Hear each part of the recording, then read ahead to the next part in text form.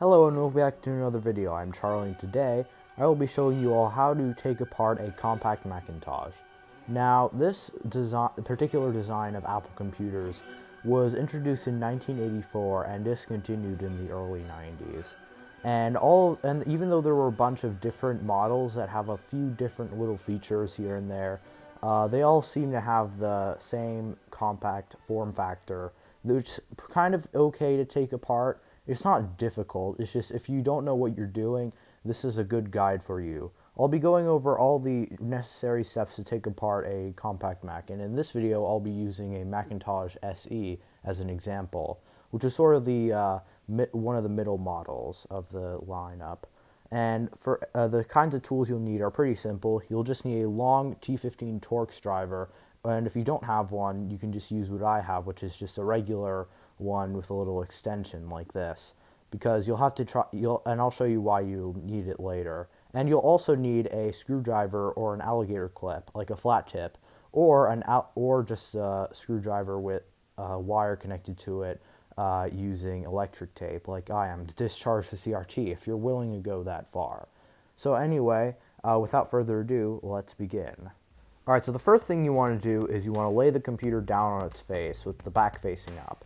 Now, this is mainly just to take off the back case, and this is where you'll need your long T15 Torx driver to get the screws. Two of the screws are in kind of a difficult place, and I'll be showing you where to get the 4 screws right now. Now, the first 2 screws are on the back by the ports. These 2 are black screws, and they're easily distinguishable from the other screws that are under the handle. Now, these screws just come out like this. There's no hidden tabs or anything, and that's all you really have to do. Make sure to keep these separated from all other screws, as these screws are special. Now, the next 2 screws are underneath the handle. This is when the longer T15 Torx driver really comes in handy. Anything that is too short has no chance of fitting in here, so make sure you have the necessary tools. Now, it's best to use a magnetic screwdriver, as it's easier to get the screws out, and it might take a bit of time. However, eventually they should both come out. Then you can lift the back cover right off the machine. I do want to note that sometimes the cover can be a bit stuck, so it will take a bit of persuading to get off, but eventually it should come off. One interesting Easter egg about most older models is that all the signatures of the people who were on the Macintosh team are engraved on the inside of the case. These aren't actual signatures, but it is still pretty cool. Alright, now navigate to where the motherboard is. There's this little metal shield that you want to take off. It doesn't really serve a function other than for heat and protecting the components when working on it. Take this out, as it's easier to access everything else. Alright, so the first thing you want to do is remove this holder, which is for expansion cards. Now, only the Macintosh SE models have this, so if you have any other model, it shouldn't have this, so you could just skip this step. The bracket is held on by 3 Phillips head screws, however mine is missing 1 screw, so it's only 2 screws. It comes out pretty easily, and the screws are different, so make sure to keep your screws organized. The main reason I see of removing this bracket is because it's very difficult to access some of the cables that you'll have to unplug in the next step, so removing this just makes your life a lot easier.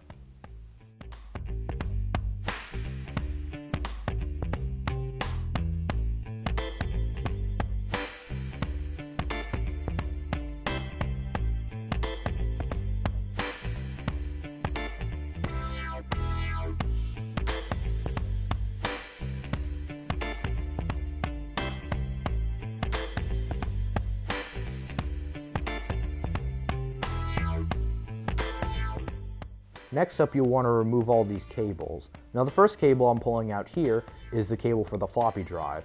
The second cables I'm pulling out are for the hard drive. The hard drive has 2 cables. It has 1 cable which goes to the logic board for data transferring, and there's another cable which connects to the analog board which powers the hard drive.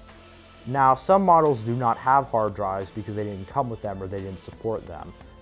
And then there's this final larger cable which connects to the analog board that supplies power to the logic board. You'll also want to remove that too.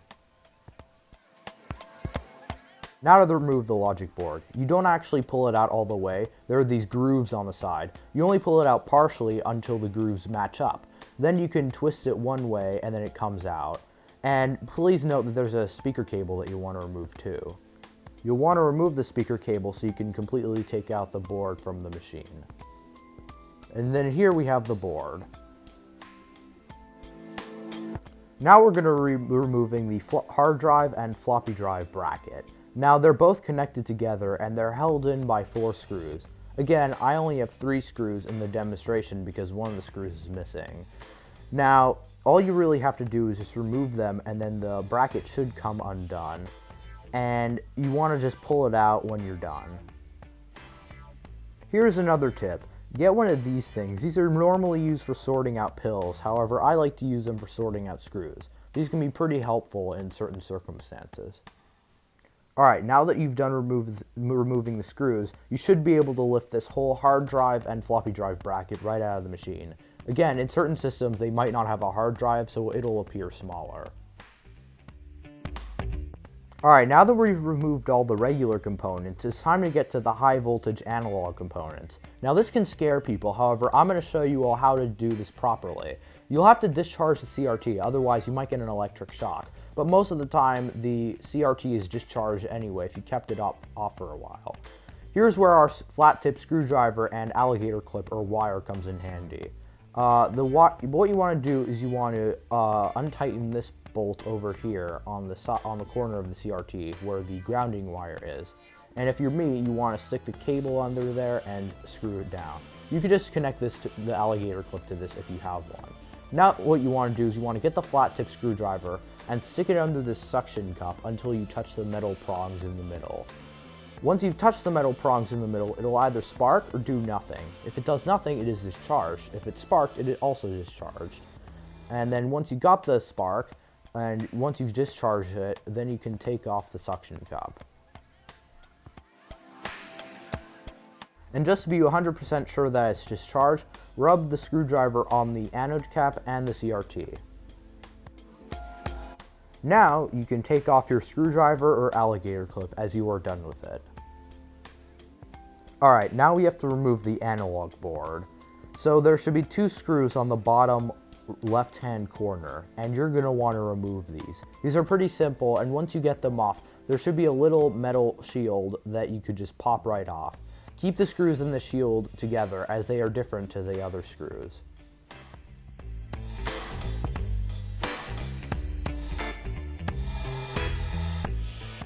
Now up here we have this little grounding cable. All you want to do is you just want to quickly remove this. It's pretty simple, nothing too difficult, but make sure to keep the screw separate because it's a different screw.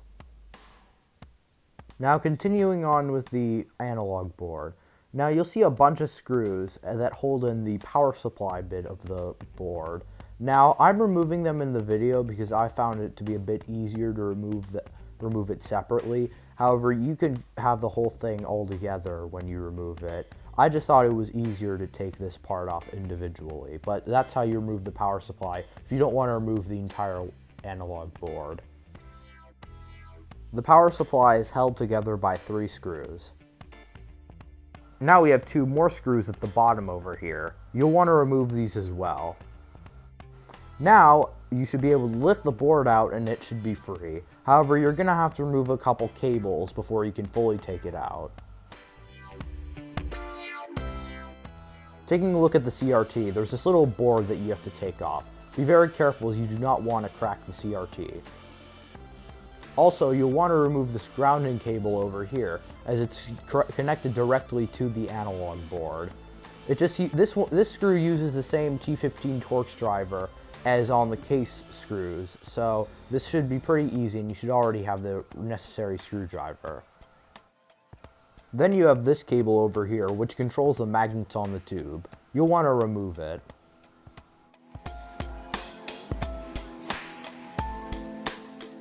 Now you can lift the analog board right out of the machine with no difficulty.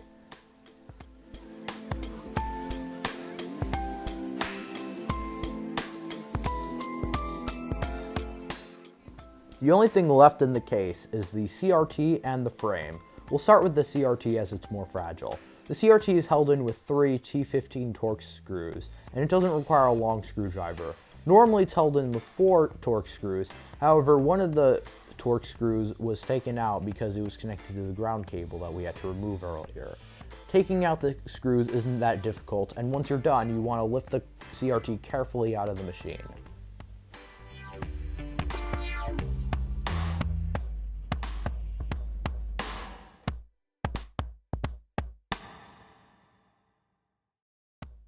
When storing the CRT, put it on a soft surface to prevent scratches. Alright, so this is the last step, which is removing the frame. This is optional, but because we're doing a complete teardown, I'll be taking it out anyway. Now, the frame is held in by T15 Torx screws. You'll just want to remove these, and it's not very difficult. There's a couple in there, and make sure to keep your screws organized. Eventually, when you're done, it should lift out of the machine.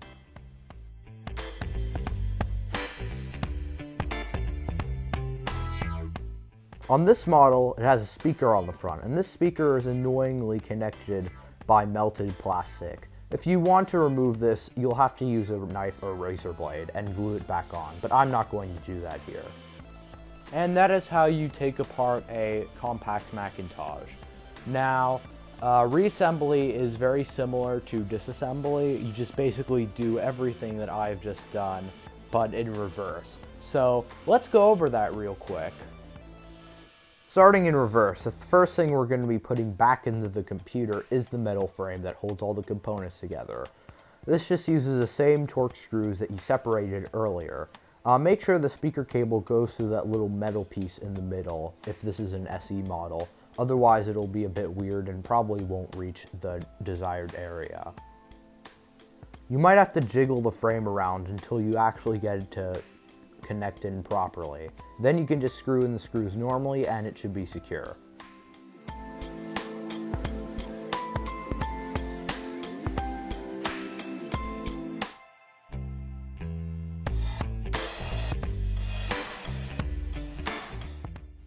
Alright, time to put the CRT back in. Carefully put it back in without breaking anything. Now, you might be wondering how to tell which way it goes, and my best way to tell is that the warning label, the little white warning label with the electric bolt, always faces the top of the computer. So make sure to put it in that way. And then tighten all 3 screws on to hold it in place. Don't put on the ground screw yet, as we'll be doing that later at the end. Alright, before we put in the analog board, we'll have to put these 3 screws back in for the power supply. It's easier to have the power supply connected and tightened to the board rather than doing it while the analog board is already connected in the computer. It makes it a lot easier. These screws can be a bit annoying to put in, but it should eventually work. Make sure you're using the right screws, because if you use the wrong screws, it will not go in. Alright, now we have to put the analog board back in the computer. Make sure it lines up with all the tabs that hold it in. Make sure to take note, because the analog board has a couple of tabs on the side that line up with other tabs. And to make sure it gets in properly, you want to make sure that it's all lined up, and the screws line up as well. Especially these screws on the bottom left corner that we removed earlier that had that little removable shield. So yeah, make sure you do that properly. Now, speaking of those screws, let's put them back in. Before putting the screws back in, you have to put in that metal shield from before. Then you should be able to put both of the screws back in place.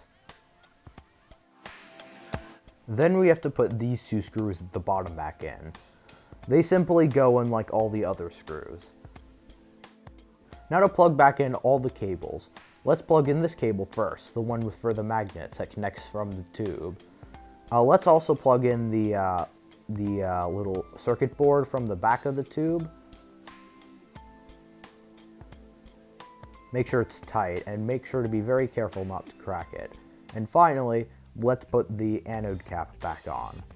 Make sure that both of the legs are inside the tube, and make sure it's making a good seal.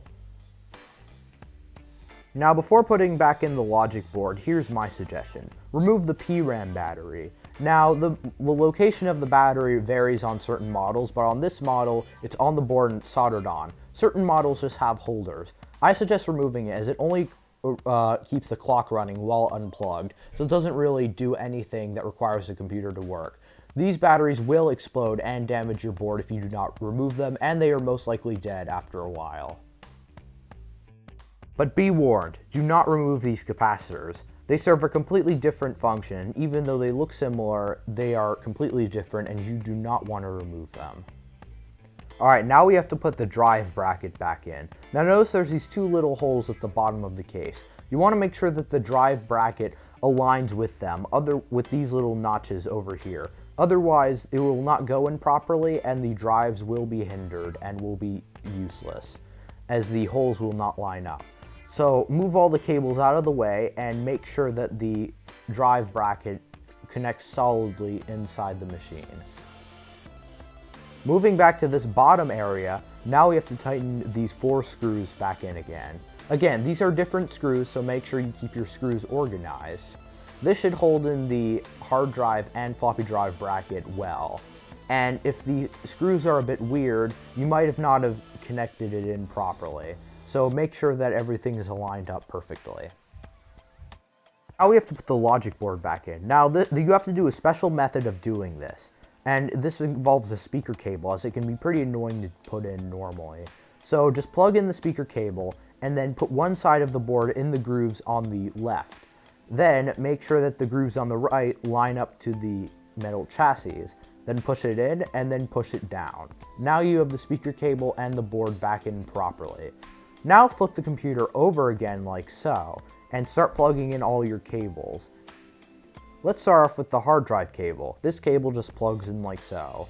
It won't plug in the wrong way around, so you don't have to worry about that. Now plug in this cable here. This cable connects the logic board to the analog board. Now what you want to do is you want to put the hard drive cable back in. Now this cable just goes in like this. Plug it in the right way. It doesn't matter what way goes in what, it's the same cable on both ends.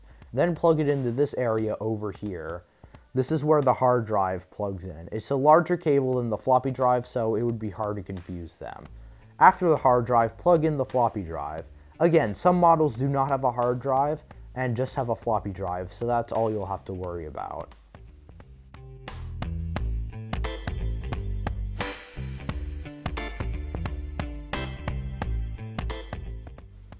Now you want to screw back in the ground cable. Again, this is another different screw, so make sure you have the screws organized. All you have to do is just screw it back in and make sure it's tight and that it's making good contact. Now you want to screw in the final CRT screw and the ground cable. This is just another one of those C15 torch drivers, and make sure it is tight and making contact. Alright, now we're done with putting in all the important stuff. This is one of the other smaller things that you won't really have to worry about, but I'm going to put it back in anyway. This is the expansion slot holder, and it goes in with 3 screws. This is one of the first things we took out at the beginning of the video. Again, different screws, so make sure to keep them organized. Also, I do want to mention that mine only has 2 screws when normally it has 3 screws. And finally, don't forget to put back on the metal shield. It doesn't really do anything and the computer runs fine without it, but just don't forget to put it back in. Now we can slide the back cover back on just like we took it off, making sure that it is tight down. Just make sure to pat the top just so that it completely goes on. And that the line on the bottom matches up.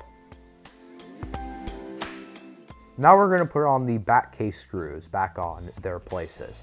Now, on the area near the ports, you want to put the black T15 torch screws, because if you put the white or silver ones, they won't work. So just put the black ones back in here, and put the silver ones over here behind the handle. Make sure they are tightened properly. Now we are finished with taking apart the compact Mac. Now test if it works. If the computer doesn't work, retrace your steps and see if you missed anything. Also, make sure to take it apart and check if anything's loose on the inside or if you forgot to plug in a cable or something. Mine works because I did everything correctly. If your computer doesn't work when you get it, maybe something internally is broken, so you might want to look it up.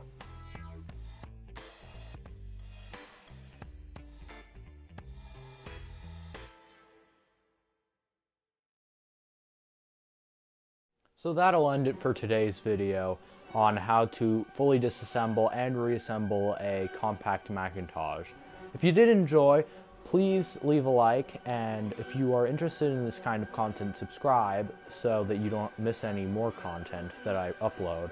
And if you are having issues with your computer, then please leave a comment down below, and I will help you as best as I can.